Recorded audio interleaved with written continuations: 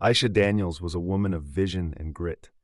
At just 35 years old, she had built her name in the business world as a trailblazer, owning a fleet of private jets under her company, SkyLux Aviation. Born and raised in Detroit, she had faced more obstacles than most could imagine. But with a resilient spirit and sharp intelligence, Aisha had turned every challenge into an opportunity. Her company was not just a business.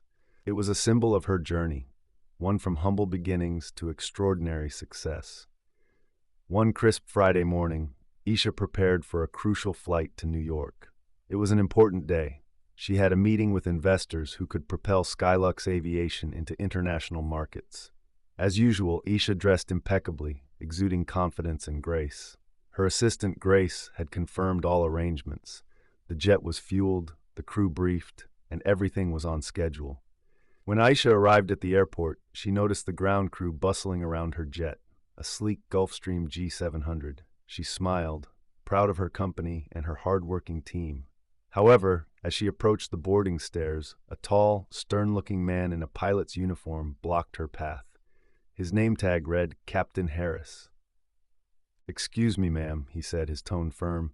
"This area is restricted. You can't board this aircraft." Aisha was taken aback.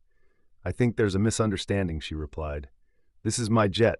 I'm Aisha Daniels, the owner of SkyLux Aviation." Captain Harris's expression didn't change. He looked her up and down, a hint of skepticism in his eyes. "Ma'am, I'm going to need you to step back. Passengers aren't allowed on the tarmac without proper clearance." Aisha felt a wave of disbelief. "Passengers? I'm not a passenger. This is my company, my jet.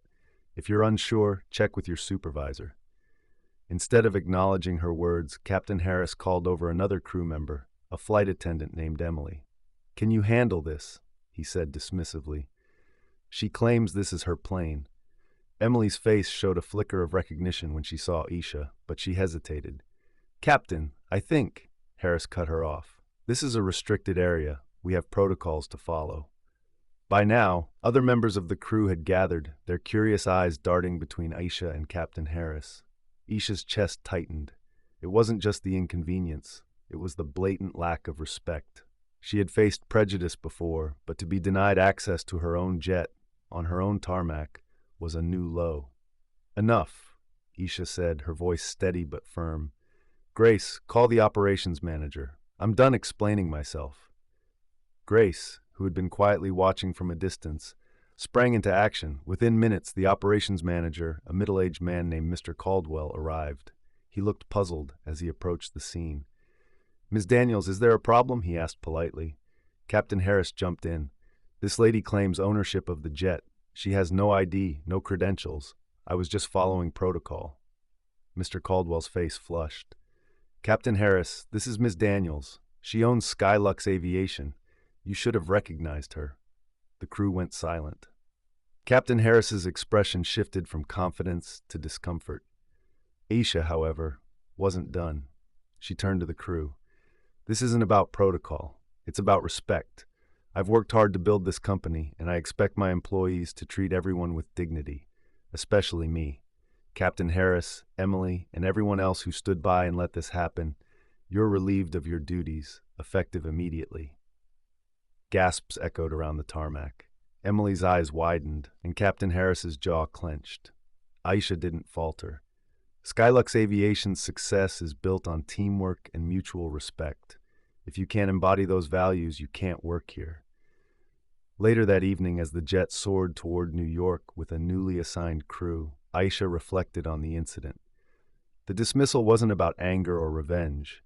It was about setting a precedent.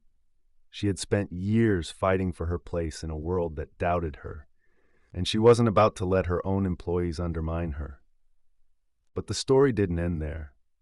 Months later, Aisha received a heartfelt letter from Emily. In it, Emily apologized for her hesitation that day and explained her fear of contradicting her superior, Captain Harris.